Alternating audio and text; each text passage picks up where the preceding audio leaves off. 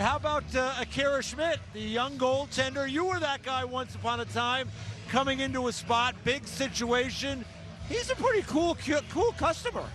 Yeah, it's been all year long, he's a young guy. 2 years ago, he was playing in the USHL. His first year pro last year. He had a couple rough starts. He had a great summer. He had a great training camp. When Mackenzie Blackwood got hurt, he got a chance to play. Did really well at the NHL level. Went back to the minors for a little bit, and now he's up with us, and we just feel a lot comfortable with him. He's a big body. He plays the game calm, really quiet in the net, plays the puck real well. So whenever the Rangers are dumping the puck, he makes some good outlet passes for us to get out of our zone cleanly. So far so good. There's a long ways to go, though. Hey, you mentioned about him being quiet in the net, and sometimes you see goaltenders that are making magnificent saves, desperate saves, diving all over the place. And you start hearing some coaches over the years that are like, I don't love the optics of that, because it makes us look like or feel like we're on the run. And you were a goalie that playing in front of you, we felt it was very calming, right? Was that something that someone worked with you with, or is that just your demeanor about just trying not to get out of position so you don't have to make those desperate saves? Yeah, I think you got to stay in the game. You got to understand what's in front of you and where the chance will come from. I think when you play well defensively, I think that helps you a lot.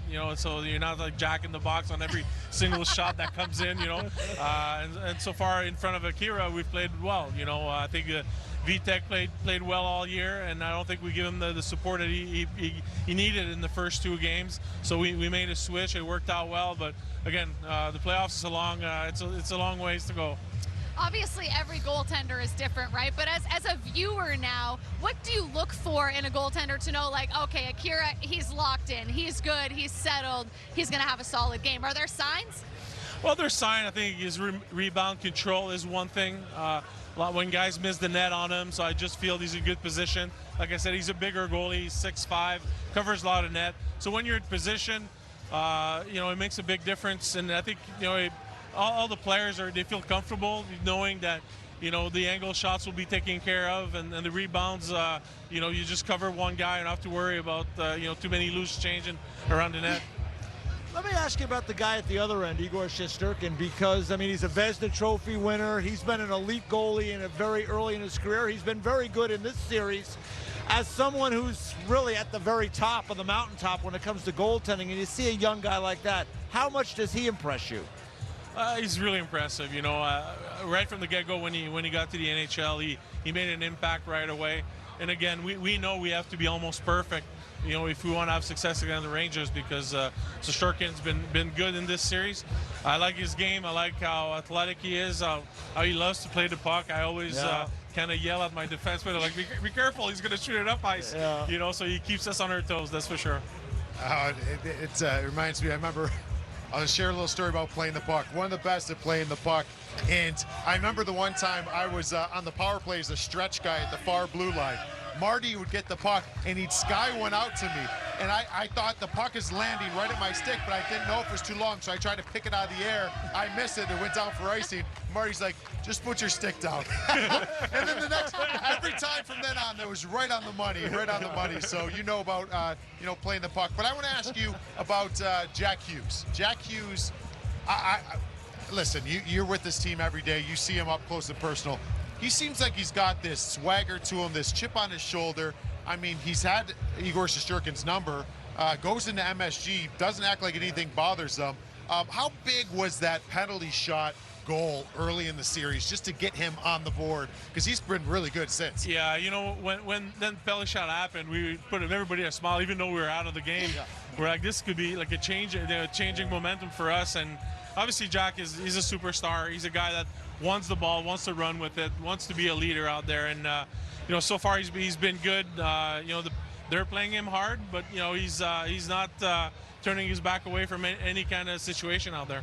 In the two games at MSG where the Devils get back into this series, they're able to keep not one, not two, not three, but like four of the biggest stars in this league on the New York Rangers side of the equation off the board. What impressed you about their performance defensively at Madison Square Garden?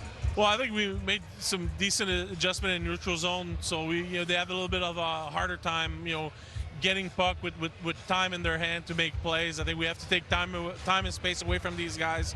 And obviously staying out of the box, but even though we took a few penalties, we made a few adjustments on our penalty killing that was really positive for us and get some confidence. The special team, it's when you start scoring, you score on bunch.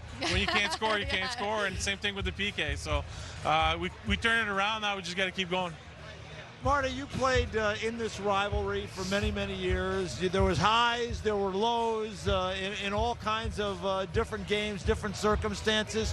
When you think back on your relationship against the Rangers over the years, I mean, what are the things that go through your mind, aside from necessarily the results? But again, like you see around here today, just fans from all over the place. What goes through your mind when you think of all those memorable games you had as a member of the Devils against the Rangers? You know what, like your career is just so long, and so when you're able to play in a rivalry, and especially regular season is one thing, but when you get into the playoffs, it's amazing. You know, I got a chance to play all of them but this one. Yeah, that's right. Yeah. But it's been great to watch. It's been great that both teams are good, and I think this atmosphere we'll see that for years to come here. So that should be fun for everybody. Yeah. So you just some of the, I guess, inexperienced players, because it's a young team here in Jersey. Do you feel like this is a good matchup to have a rivalry? Just because, not that you're always emotionally involved, but does this make them kind of get involved a little quicker in the series?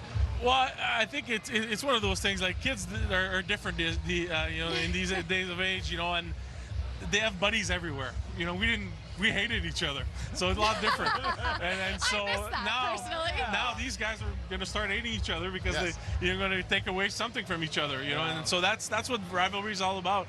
It's who has the last word, and at the end of the day, there'll be other matchups also. All right, we should keep to the playoffs and to this series, but I just can't have you up here and not ask about these Michigan lacrosse-style goals that are being scored at the NHL level right now. What do you make of them? And if you are still playing, what would your strategy be to try to avoid having that type of goal scored on you? I'd probably do the old Billy Smith, swing my stick around. It just takes one time. Takes one time. Don't think twice before doing it again. Yeah. But it's, these kids are so talented. The skill level of these players these days is something that I never really faced.